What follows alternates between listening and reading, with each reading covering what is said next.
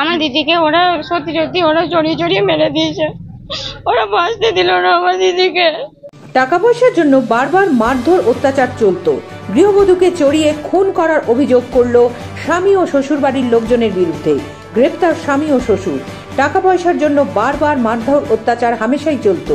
গৃহবধূকে চড়িয়ে খুন করার অভিযোগগুলো স্বামী ও শ্বশুরবাড়ির লোকজনের বিরুদ্ধে। ঘটনাটি ঘটেছে বীরভূমের কীর্ণাহার থানার ধ্রুববাটি গ্রামে। মৃত মহিলার নাম দীপালি বৈরাগ্য, বয়স 37 বছর। স্থানীয় পরিবার সূত্রে জানা যায়, প্রায় 3 বছর আগে পূর্ব বর্ধমানের কেতুগ্রাম থানার নোয়াপাড়ার বাসিন্দা দীপালি বৈরাগ্যর সাথে বিয়ে হয় বীরভূমের কীর্ণাহার থানার ধ্রুববাটি গ্রামের রাজেন্দ্র দাস বৈরাগ্যর সাথে। বিয়ের পর থেকে বাপের বাড়ি থেকে টাকা পয়সা আনার জন্য দীপালির ওপর চলত মারধর ও অত্যাচার করত বলে অভিযোগ মেয়ের বাপের বাড়ির তরফে। আজ সকাল প্রায় 10টা নাগাদ প্রতিবেশীদের কাছ থেকে মেয়ের বাপের বাড়িতে খবর যায় মেয়ে গলায় দড়ি দিয়ে আত্মহত্যা করেছে। মেয়ের বাপের বাড়ির লোকজন তড়িঘড়ি ছুটে এসে দেখতে পায় শ্বশুরবাড়ির মধ্যে মৃতদেহ নেই। তারপর বোলপুর মহকুমা হাসপাতালে গিয়ে দেখতে পায় মৃতদেহের মধ্যে কোথাও দড়ির দাগ দেখতে পায়নি পরিবারের লোকজন। গালে ও মুখের মধ্যে চড়ানোর দাগ ও ক্ষত দেখতে পায় মেয়ের বাপের বাড়ির লোকজন।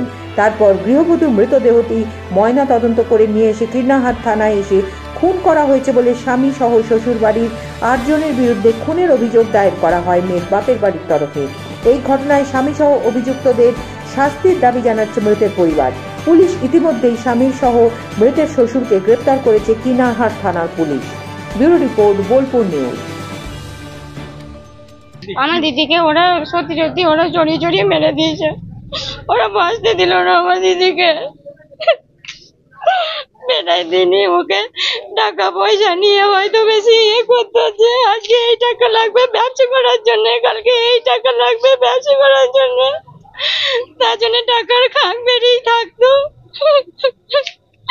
আমার দিদির আজকে আমি সিয়ান হসপিটালে মর্গে দেখতে গিয়ে দেখলাম ওকে গালে অনেক জোরে দাগ আছে, ওকে চুরি চুরি মারা হয়েছে। কারা মেরেছে মনে হয় ওর বাড়ির শ্বশুর শাশুড়ি, ওর পরিবার সবাই ছিল ওর। আমাদেরকে সেটা দেখানো হয় না, ওরা আমাদেরকে বডি মানে আর কি বডি বাড়ি থেকে তুলে নিয়ে যাওয়ার পরে আমাদেরকে খবর দিয়েছে, কারণ আমরা বাড়িতে বডিও দেখতে পাইনি, আমাদেরকে বডি দেখতে যায়নি। আমরা বডি দেখেছি, বাড়ি গেছি তখন বাড়িতে তালা মারা ছিল, কিন্তু আমরা এখানে কিছুই দেখতে পাইনি। আমরা একদম মর্গে দেখেছি গিয়ে একদম দিদিকে। আমরা এই শাস্তি চাই, আমার দিদির এই যারা ক্ষতি করেছে তাদের সবাইকে যেন শাস্তি হোক, এই শাস্তি যেন আমরা যেন চাই।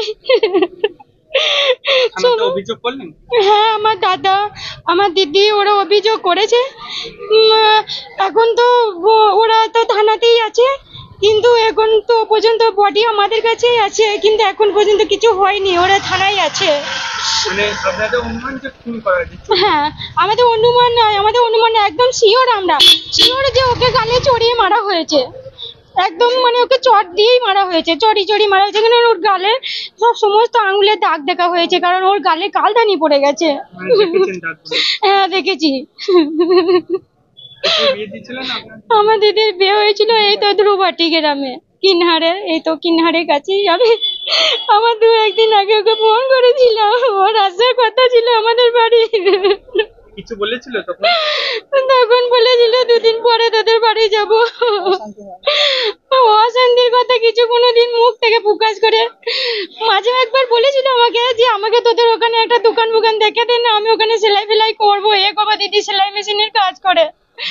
তো ওর গ্রাম হচ্ছে কিনহার ধ্রুববাটি, আর আমাদের কাটোয়ায় থাকে বলে ওখানে সেরকম মানে টাকা সেরকম নেই বলে বলে দিতে পারিনি, কিন্তু বলেছিল কাজের জন্য। দিদি নিজেই সেলাই মেশিনের কাজ করে নিজের পয়সায় নিজেই খেত, সংসারের একটা পয়সাও নিত না। বিভিন্ন সময় হ্যাঁ হ্যাঁ হ্যাঁ।